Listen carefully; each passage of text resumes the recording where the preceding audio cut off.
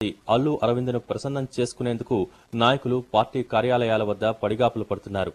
మరో 2-3 రోజుల్లో అభ్యర్థుల తొలి జాబితా పీఆర్పీ ప్రకటించనుంది.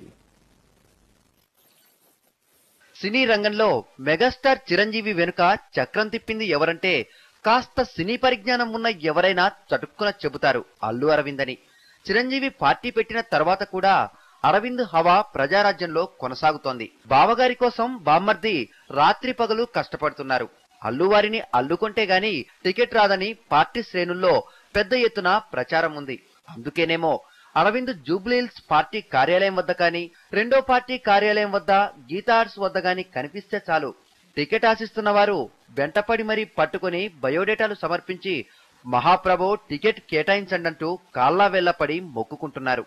జిల్లాలో నాయకుల వ్యవహార శైలిపై కినుక వహిస్తున్న వారు పార్టీ కార్యాలయానికి చేరుకొని ఆవేదనంతా అరవిందుడికే విన్నవించుకుంటున్నారు.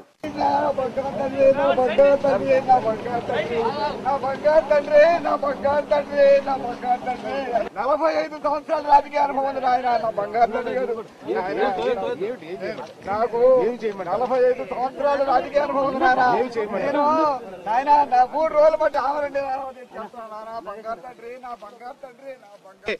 ఈ రోజు వెల్మ ధరలు ఒక దూరం తీసుకొచ్చి పెట్టి పార్టీని మార్చులో ఒక దూరం తీసుకొచ్చి పెట్టి మా ముందు పెడితే ఇక్కడ ప్రజల మనోభావాలన్నీ ప్రజారాజ్యమా, ఇది ఎందుకు ఇలా జరుగుతుంది, ఇంకా దొరల పాలన, ఈ కరీంనగర్ దొరల రాజ్యమా ప్రజారాజ్యమా అని ప్రజలందరూ బాధపడము. ఈ రోజు అభిమానులు గాని మహిళలు గాని ఈ రోజు హైదరాబాద్ రావాల్సిన పరిస్థితి ఏర్పడ్డది. నిన్న నుంచి కూడా చిరంజీవి గారి అపాయింట్మెంట్ కోసం మేము చూస్తున్నాం. ఈ రోజు రావడం జరిగింది.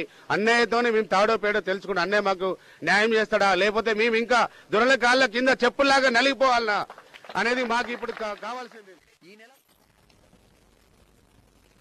మహిళా క్రికెట్